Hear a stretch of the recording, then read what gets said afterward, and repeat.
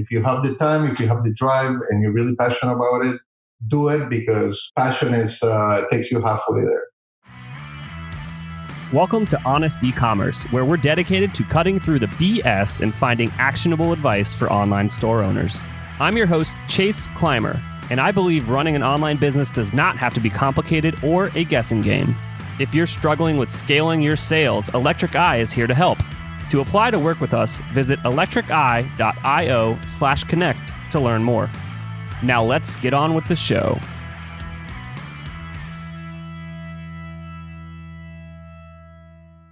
Hey everybody, welcome back to another episode of Honest E-Commerce. I am your host, Chase Clymer, and today on the show we've got another founder sharing their story, and this one is really fun. It's a unique business. So today we're welcoming to the show Mark Fachler from Veestro. Welcome. How are you doing?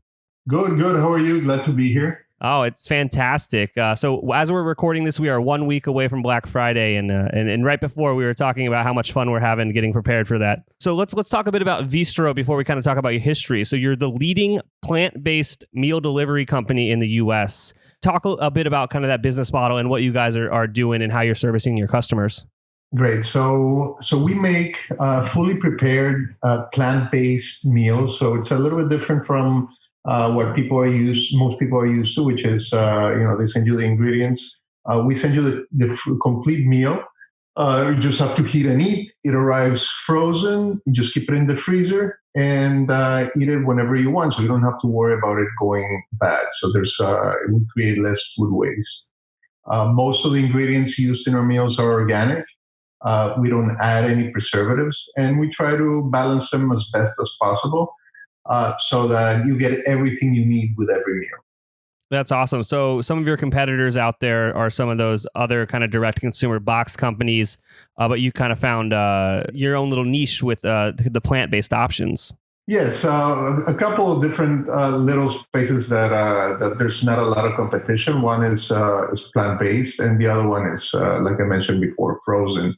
There's been a lot of research showing that when you freeze a meal, especially if you freeze them at the optimum level, the cloud stops sticking. So when you thaw them or heat them up, then it's almost like if they were as good as fresh.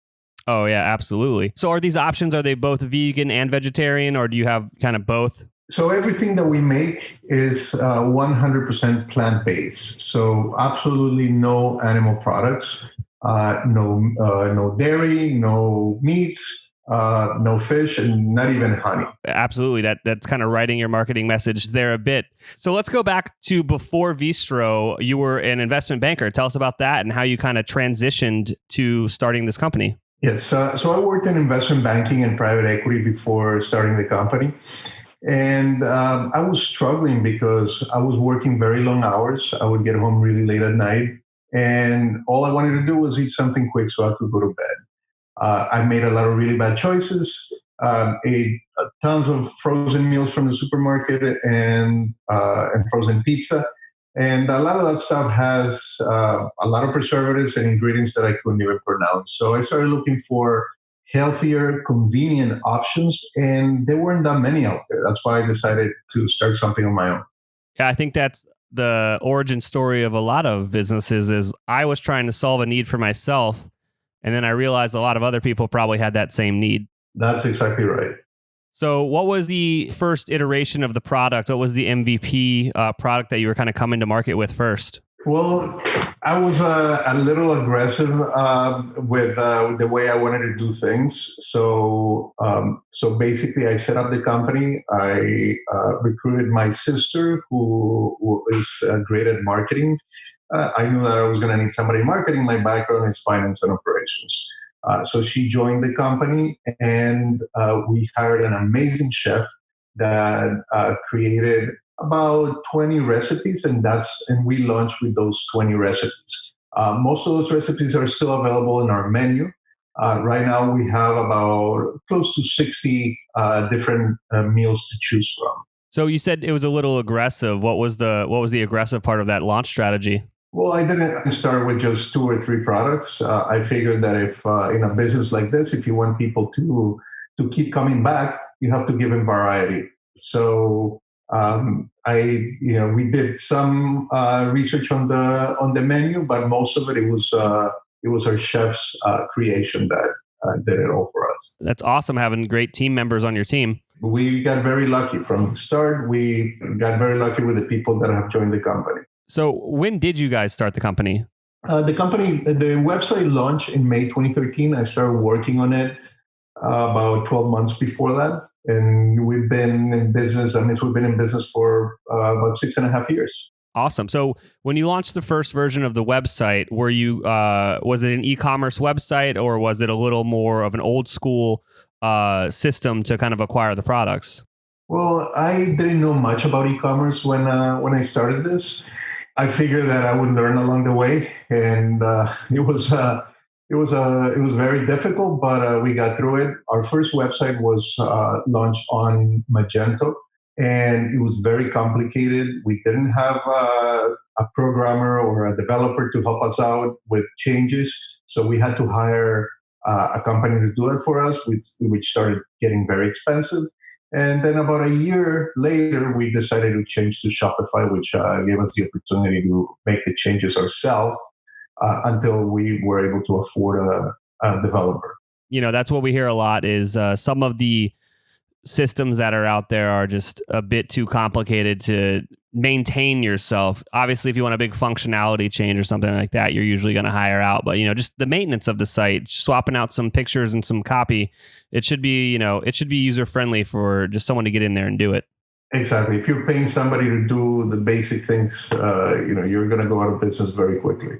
Absolutely. So back when you guys launched on Magento, you were selling these direct to consumers. Was there any, is it all subscription based, or was it one-off? Were you doing bundles? When we started all one-offs. I wasn't a big fan of subscriptions, and I wanted to give the customers the opportunity to say, hey, you know what? I like it. I'm going to keep coming back. But we kept getting a lot of complaints from customers that said, we love our food. It's just very inconvenient that we have to keep coming back and ordering. So we launched with Magento a very small subscription, basically just our weight loss plans. We started doing on subscription, and it wasn't a very good software that we were using for the subscription. It didn't give us or the customer a lot of flexibility. When we changed to Shopify, things changed and it became a lot easier for everybody. Now, about 70, we still offer one-offs, but about 70 or 80% of our orders are subscription orders. That's amazing. So what I heard there, I'm going to point out, is you personally didn't think subscriptions were going to be a big part of it, but you listened to your customers, you took that feedback in and you tried it out. And that was probably one of the better moves you made along the way. That's correct. And that's something that's been very, very valuable for us. We've done since the beginning. We've always had the pulse on, the finger on the pulse on what customers saying, what customers want. And it's actually the customers that have helped us, get to where we are in terms of, the website or the products that we offer. Oh, yeah. So what software are you using to help you with the subscriptions today? Right now we use Recharge. That's the big player in that space is usually Recharge. So I was trying to get the answer to that. Yeah, Recharge has been really good for us. We actually changed to Recharge late last year, and our active subscribers have gone up like crazy because of all the flexibility that we're able to offer them. Oh yeah, just giving people the options that they want always works. Exactly, frequency and box size, makes it a lot easier. Yeah. Let's be honest today. All of your customers are going to have questions. And what are you doing to manage all those questions? Do you have a help desk for your business? One of our sponsors of today's episode is Gorgias, and Gorgias is the #1 rated help desk for e-commerce. It integrates seamlessly with Shopify. We have installed it on a bunch of stores. It's also used by brands like Movement and Rothy's. And what it does is it takes all of your customer insights and information, brings it into one amazing dashboard so you can solve their problem as quickly as possible. If you want to give Gorgias a try, visit gorgias.link/honest. That's GORGIAS.LINK/HONEST to get your second month free. let's kind of go back to the beginning a bit though, and let's talk about, as you're growing the company, what were some of the marketing strategies that your sister was kind of testing out there to try to bring people into the company? Where did it click and it start to grow? So we started with pretty much no marketing budget. We started the company with very little funds. So we bootstrapped the whole way into where we are. So the first thing that we did is Monica, she's my sister Monica, and I, we started contacting vegan bloggers. There weren't Instagram influencers back then, so it was all about the bloggers. We contact them, we asked them, the vegan ones were the low-hanging fruit, so those were the first ones we contacted. And we offered to send them food for them to try, and if they liked it, they could write about us. And we had a lot of success with that. I would say 98% of the packages that we sent, we saw a write-up about, a very positive write-up, and that helped us get started. Down the road, we started doing a little bit of Facebook advertising as we started developing a marketing budget. But in the beginning, it was all free advertising. Yeah, and it's just that easy to get started. It's if you believe in your product and you find the right people to write about it, to review it.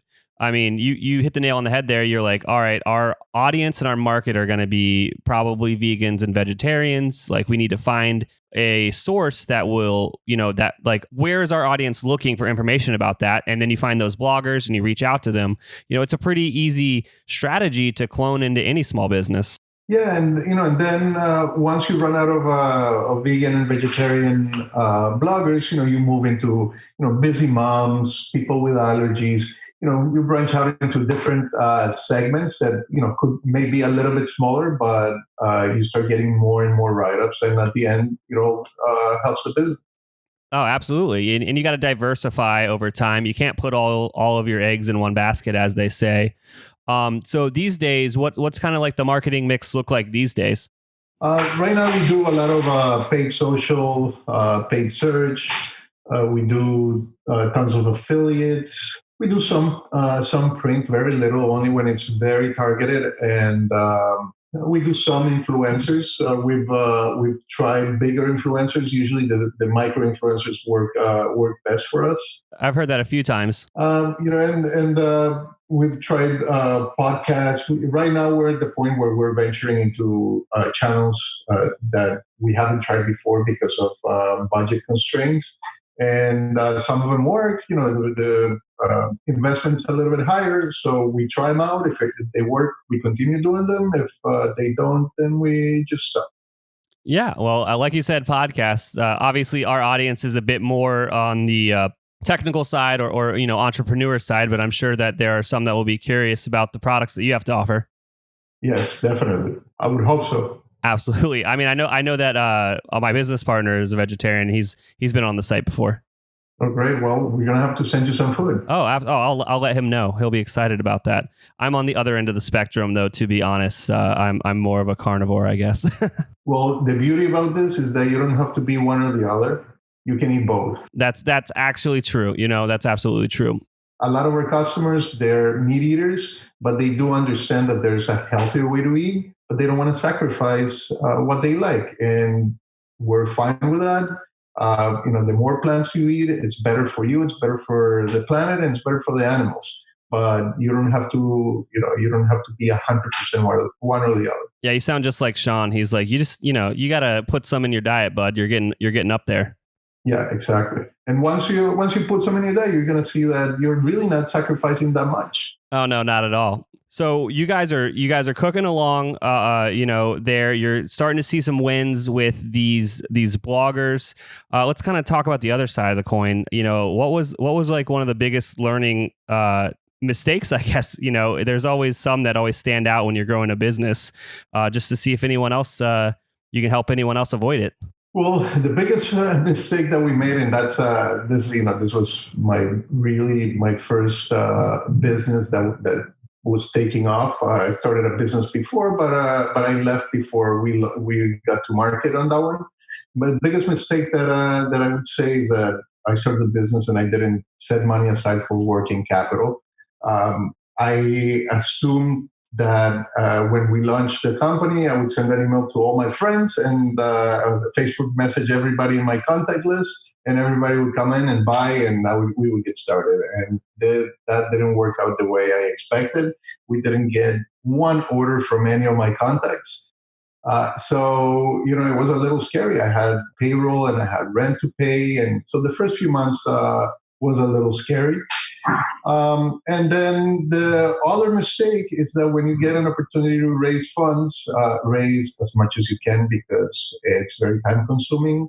And we've had to do it on different occasions, and it takes away, especially in a small company where you need to focus on what you're doing, it takes away from that focus. That is some amazing advice right there. You can bootstrap it so long, but once you start to get some traction, there's nothing wrong with taking some investment to turn up the gas, per se. Exactly. Awesome. So we're coming in, obviously we're recording this a week before Black Friday and Cyber Monday. It's not going to come out probably till the end of January, but marketing is still marketing. So what's some of the stuff you guys have cooking up for the sale next week? What kind of sales are you guys offering with the subscriptions, or how do you guys approach bigger holiday sales? Okay, so our biggest discounts are Black Friday and Cyber Monday. We always save those for the end of the year, and there's really good sales coming up. I can't share with you the amount; it's always a surprise. But our customers, and especially people that want to try it, it's the best time to do it.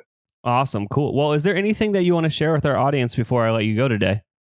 Eat healthy environment. The world won't last forever at this rate. So everybody has to put in their part, and eating, it's a good way to do it because you're helping yourself as well.